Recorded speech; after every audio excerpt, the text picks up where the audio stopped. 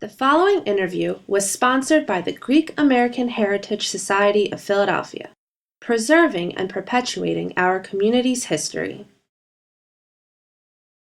Well, the number is 610-352-3838. If you don't know it, you haven't been part of this community, but the number belongs to Apollo Tours, a business that's been here since 1966 in February. So we're talking today with Cary Mossaides, who launched this business here in Upper Darby, a member of the Greek community since then. Cary, welcome to Cosmos Philly. Thank you. Thank you for being here. Thank you for your interview. Tell us a little bit about yourself, how you arrived from Greece and growing up here in Philadelphia and your experience. Well, I arrived in this area, Philadelphia area, in 1955. I came with as an immigrant with my mother in September of 55. And I had dreams, or I was planning to go to college, which I did. I had to matriculate into the West Philadelphia High School because I needed 3 credit hours to give them to the colleges. And of course, I did that. And then in January of 56, I went to Villanova University, and I was there for 4 years. After that, I was drafted in the U.S. Army because we had the draft in those years. And I went to basic training at Fort Jackson, South Carolina. From Fort Jackson, South Carolina, I was transferred to West Point, New York, which is the military academy, and this was by luck, I would say, of my ability, of my scores, and also my training in soccer. I was the soccer coach of West Point for 3 years, and 1 year, 1961, I beat Navy. And this was a big, big accomplishment. And I have the trophies for it and all that. My then commanding general was Westmoreland. He was a 2-star general then, and then he became a 4-star general in Vietnam. But I stayed there almost for 3 years. I was discharged in April of 62, and I went to Greece. I got married,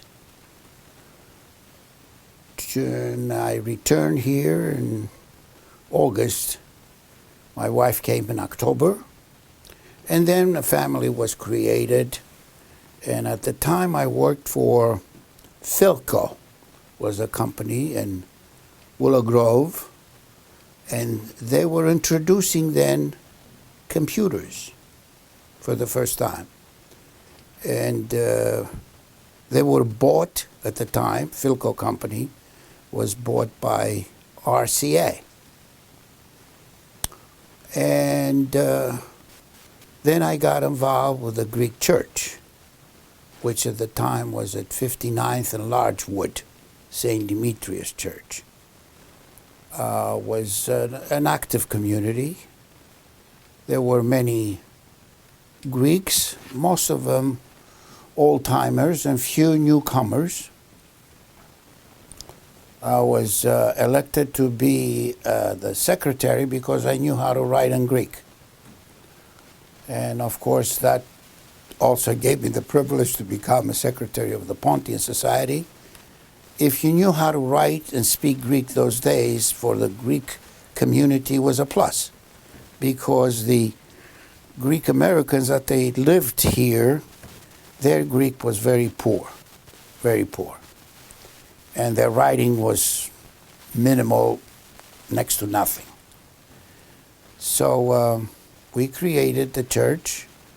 We had Then the president of the community was a gentleman by the name of Ted Kukos, and many others, Ted Mangers, and many others. And we created, also with Mr. Tanis, James Tanis, we created the building committee of St. Demetrius. And we were then started actively to look for a new location. Well, tell us a little bit about how that happened, how the church came to be where it's recognized today on Powell Lane. Well, we started looking for properties, and Upper Darby was the hub of the Greek community. And the years of 69 that myself and my late brother-in-law, John Kaburoglu, we were in business together. And I was somehow involved in a new adventure to bring immigrants from Greece in this country. And Upper Darby became a hub in the early 70s, I would say 72, 3 or 4, those years. We had close to 20,000 Greeks in Upper Darby area. And we thought that this was the place to have a church. The location that St. Demetrius is now, the property belonged to an uncle of my wife's, Mr. Bill Williams. And we had not all of it that is there yet now, but the frontage on Powell Lane was his. We started the building over there in 1963. And we occupied the church without pews and everything like that. We had chairs. In the March of 65, we got in. And of course, the Thyranixia, what they call, who's going to bid for the name of the church and this and that, that was a big event. In those days, the two people that they were bidding for the name of it was Mr. Spiros Angelopoulos and, of course, the late Nick Karagiannis, the Dr. Karagiannis. And, of course, Dr. Karagiannis gave a few dollars more, and he named the church. He was the nono of the church. But since then, the church has progressed. More people came. We had, in the beginning, we had a difficult time because the Greeks that they came from Greece, they thought that everything is paid by the government. The church is somehow, all the expenses is paid by the government, the salaries of the priests by the government. They were very surprised that the priests didn't have long beards and didn't wear the rasa all over, and they wear suits. And as a matter of fact, they used to come to church with a T-shirt. And because I could speak to them in Greek, many times I was misunderstood in telling them that you have to wear a shirt, at least a shirt, if not a jacket. And we had problems with the newcomers as far as their traditions and their habits are concerned. We had situations that we placed them in different factories, clothing factories, most of them, because Philadelphia was a hub of the clothing industry. And we had problems from the other workers in there. These people were not used to get a daily shower. And we had to tell them that the hygiene here is a very important thing, that you have to bathe and this and that. We had certain situations that I remember, Mr. Argiri, that he said to me, in Greek of course, «Μας φέρατε εδώ, μας βάλατε στο εργοστάσια και ζητάτε πολλά από μας, so I wouldn't have to use other words that he expressed at that time. But, you know, it was a different attitude. And it took a few years for them to adopt, which they did, amongst themselves, with the friends, with life conditions. But they adopted, and most of them, they put their few months of work that they had to do, the contract with the employer that brought them in this country as a skilled worker. And then, of course, each and every one of them, they moved in different directions, and having their own business or working for another industry, but they all succeeded. And they moved out of the city situations, and there are some very, very big success stories of these people that some of them that I know became millionaires because the luck was involved, and they had an open mind, and they did good. The Greeks still believe in church. They like church. The Greeks of this area, and mostly around the country, because I've been around in almost every part of this United States and Canada, involved with AHEPA and other organizations, Pontian Federation. I was the vice president for 5 years. Well, let's talk about that. Since your arrival, it sounds like you've pretty much been part of the Akritai, the local chapter here in Philadelphia. Tell us about your involvement there and how you see that organization progressing. Well, the association was created in '39, but the people that they were involved, they were older, average age 70. There were about 3 or 4 people, younger people involved. It was me, John Kabouroglu, Nick Xanthopoulos, George Zandopoulos, Dimos Spiridis. We were in the 30-year-old bracket. All the rest, 70 and above. Were they all people that had immigrated from Greece? They all immigrated from Greece. None of the names that I mentioned, they were born here. We all immigrated from Greece, and some of them from Asia Minor. Some of these people, they never went to Greece. They immigrated from Constantinople, from Istanbul, Turkey, and in the 20s, and they came directly here. Was there a language issue or a barrier at that time? A barrier that they did not know how to handle, but hard work and, let's say, a cooperation and a brotherly type of helping each other. I've heard stories that hard to believe nowadays. People, they were working in shifts, and I was sleeping during the day, get up, and the next guy came and slept in the same bed, and this went on and on and on. I mean, these people went through a lot of difficult times. How were they treated fairly by the rest of the Greek community, or did they have conflicts or issues with the rest? I will say a Greek that came from Greece, no matter his level of education or his background, he was a foreigner for the Americans. I came as a young man. It took me I was here 18 years old. We had a hard time, all of us, the young people, to date a girl, even a Greek girl, that was here, mostly born here, because my age, young ladies at the time, they were born here.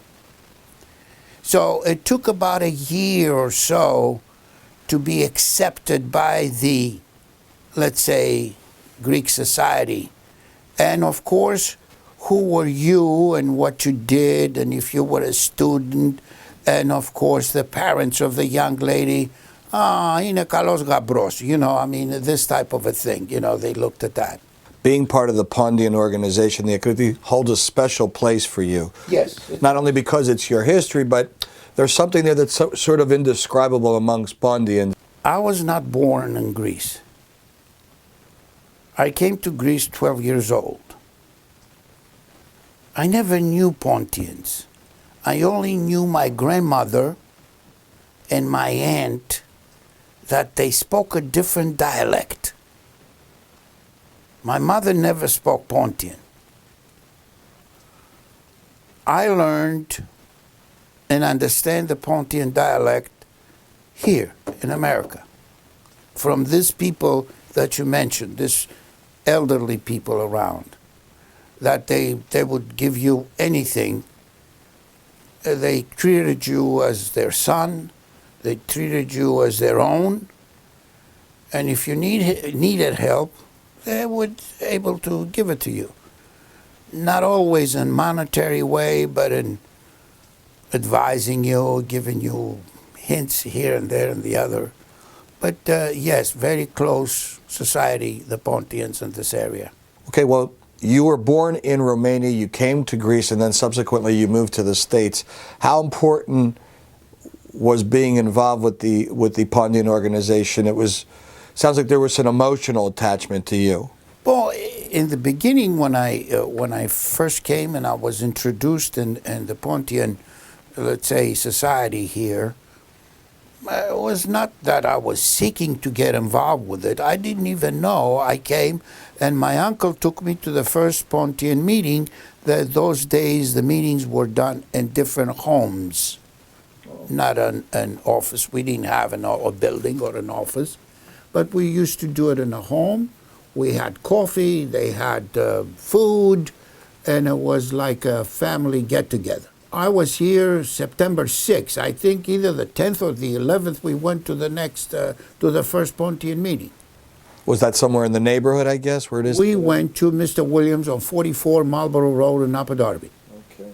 Okay, so, welcome, Kalosorises, this and that, young man from Greece, all this.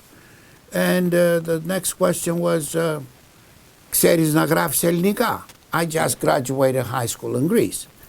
And ξέρω, γραμματεύς. So I was the grammatevs, and I'm still grammatevs. I served as all the other posts in the offices. I was the president for 3-4 years. I was, my, let's say, position in the club is grammatevs, which is secretary, And I right now, today in 2015, we are 3 people that we still around since the first day I came.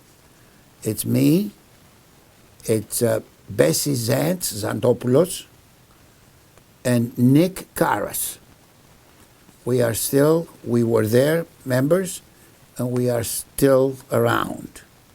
Most of them, they're not around us anymore, but we remember them. And but the society has progressed. We bought a building. We pay for the building. And between the 1955 to about 1970 or so, the society was dormant, was very low-key, because the people that we had, they were old. And we did have an annual dance. A town hall brought an arch. And let's say the food and everything was prepared by the families, not catering. There were no catering services those days, or hotels that we can pay thousands of dollars. You brought this and the other guy brought that. We had one orchestra that they used to play Greek tunes. The famous one, too. Okoriga. Yeah, and his son is still around. And of course, his repertoire was very limited. I mean, he knew how to play the Kalamatiano, the Tsamika, and this and that. But that's about it. And we had limited activities. And then, like I said, 1969, 70, 71, we, Apollo Tours, we brought in this area about 6,500, 7,000 people from Greece. We emptied out Macedonia. Is that where they generally came from? Most of them. Well, let's talk a little bit about Apollo Tours and its association with the community. Yeah. What was that like for you? And tell us a little bit about the history. Well, like I said, I sort of ran into a factory one day because the guy that I knew wanted a ticket, a travel ticket. And he was at Cohen, Broad and Lehigh factory. And he says, "Can you find me any tailors?" I said, "Tailors?" He says, "Can you bring tailors from Greece or from any place in the world?" I said, "I don't know." He says, "Look, there is a law that is in effect by Nixon. We need skilled workers." So I went to immigration and investigated the situation, and they said, yes, if you have a petition from an employer here that has a job and he qualifies as being a skilled worker in that trade, he can come. So we had a lot of people coming from Greece based on these petitions? Yes. So I used to go to these factories, Cohen, Botany 500, and there were quite a few in Philadelphia. And they used to sign blank petitions for people. And I got a gentleman in Greece, and John and I, we went to Greece in 1969, March. And we got a small, let's say, office, a room near the United States Embassy in Athens. And we put an ad in the paper, "Ζητούνται ραφτάδες για Αμερική." We looking for tailors to immigrate to the United States. A 1-inch ad. The next day outside that office, there were about 1,000 people. That was what year? That was in March of 1969. So that's how we started. And we brought a lot of people here. Let's talk about one of the other organizations you were involved with. Let's talk about the AHEPA, the chapter, and your son is executive director in Washington, D.C. You've been, I think, pretty much a lifelong member of AHEPA yourself. Talk about that. Since 1965, a member of AHEPA. And we were only one chapter in the Philadelphia area, the Hercules chapter, which was chapter 26. And we had the late Judge Lagakos. He was a prominent individual in the area and known throughout the country. And we were the number one chapter in the country, 422 members. Now we are above 7, 8 chapters in the general area, in Jersey chapters, and Westchester chapter, Phoenixville chapter, Wilmington chapter, Vineland chapter. I mean, there are many chapters around. Of course, there is a understanding, and we are brothers, all of us, and we get together, and things progressed. And the AHEPA grew and has a different type of a function now. And in the beginning, the creation of AHEPA was to make the Greeks Americanized, to make them Americans. Nowadays, we try to make the Americans part like Greeks, because the new generation, your age generation, It's Americanized. So now we try to teach them what Greece means and what the traditions are and what the food is. Because the newer Greek, the younger fellow and girl, in our time in the 50s and 60s, very, very seldom you see a mixed marriage. Now is a popular thing. I mean, not a popular, but it's a normal thing. You know, it happens. But the kids and the young people, they recognize church. Maybe they don't go there every time, but they do. They like Greek food, and they participated in Greek affairs, Greek dances and all that. But that's the new younger generations participate as far as Greeks are concerned. And they like to teach their children their tradition. But if you don't have a yaya and a papu in the area, they lose most of the traditions. There was one other famous organization, or an organization that you were part of historically, and it has quite a reputation nationally, the Boy Scouts. There was a local chapter here that was very popular through the 60s and 50s. Yeah. Could you talk to us about your involvement in the history? You were a part of that chapter. I was a part of it too. But you were there before me, and you know the history better than me, so tell me about the chapter. The chapter was created by us and by a couple of people that were pretty fanatic about the Boy Scouts. One of them was Ted Mangus. Ted Mangus was a friend involved in the church, and he had the thought of, let's do this. And of course, we all had at that time, we had young boys, young sons, and we created this troop, and we started very small, and then somehow, because of a lot of ambition in behalf of some of our people, and a lot of donations of some of our people, we bought our own bus. The famous blue bus. The famous blue bus.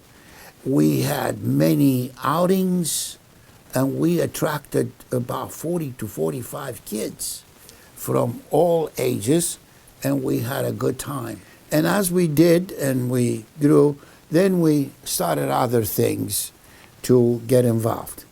And we had the bus, we had the outings, and we attracted many people. I used to go around, I used to be somehow assigned to go to different restaurants and ask them, give me a dozen hot dogs for the kids and this and that. Pare dio kutia, take 2 boxes. And this thing worked for quite a few years. And I see some of the young people now, like you, like my son, and many, many others. We have some pictures. And I remember definitely, and I'll never forget when you guys became Eagle Scouts. This was a national event. Well, I didn't quite make it, but the rest of the guys made it. That was a big deal. Tell us about that. 11 people, 11 kids became Eagles at the same time. At the time, President Nixon sent Senator Hines. Senator Hines came to St. Demetrios Church, and he gave them their badges and their diplomas, and all the parents.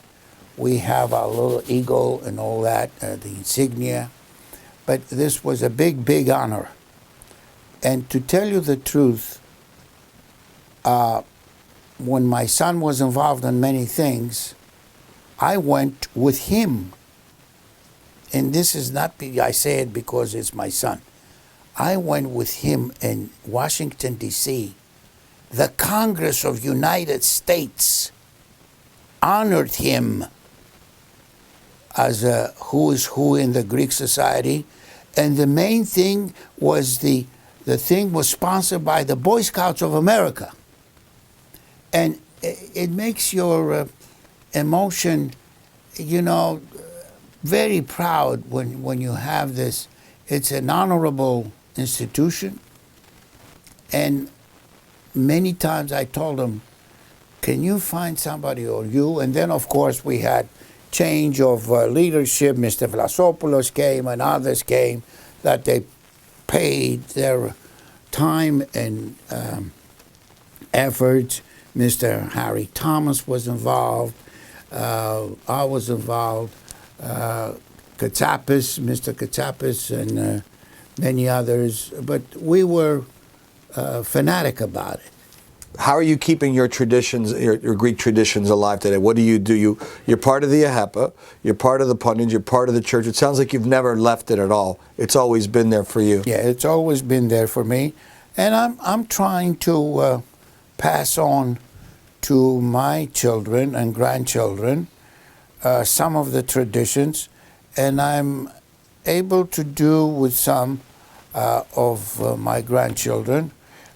My sons, one of my sons is married with a non-Greek, but she converted herself, and her children, or my grandchildren, they are baptized in the Greek church, and they come to the Greek church. My Basil son, he was married to a Greek wife, and they have a son, and he's a very strong Greek. He can speak Greek, and he goes to the Greek church. He participates in Goya and all those activities. My daughter, I have a daughter. She is not married to a Greek, but he's a very, very, very, very religious person, and their children. They like the Greek church. I've taken them to the Greek church, but the father wants them to be educated in their own religion. And I can say this, that they know much more than we do, even at my age, about religion, 14 and 16-year-olds, than we do, because of their studies in the Bible, and their upbringing with their school. They go to a Christian school, and I can see that these schools, they do teach religion at least 3-4 hours a week, and they very, very knowledgeable about things in religion, and they can open up the Bible in page 252 and they know what's in it. How many times we've studied the Bible. So is there a final thought or a final lesson you'd like to leave us with for the next generation? Well, I would say with a final thought, an important situation is that we should, the older people, to pass on to our children and grandchildren traditions, because they do appreciate it, experiences that they do appreciate and they remember, and teach them what somehow we went through, teach them the faith that they should keep, and to love their family and their relatives, because that's the most important thing in everyday's life, to value your family, and without family things can go haywire. I would say that most of the kids, they go to church, they go to school, they learn a lot. They learn more than we did, and with the new inventions and the new computers and the new Google and Moogle and all those things, they know much more than we ever did. You ask him a question and immediately he goes on his phone until he punches a few things and he gives you the answer. I mean, it's amazing how well equipped they are, they have a knowledge how to use that equipment. And for us, I mean, and I can say for myself, it's difficult to utilize all the things that the computer can give you. I know how to do a few things, but that's about it. Cary Mossaides, thank you for speaking with us today. Well, it was a pleasure, and I hope that you people succeed in this business and grow much bigger, and some days we might see you on national broadcasting business. Nice, Akala. Okay, thank you. Thank you for coming.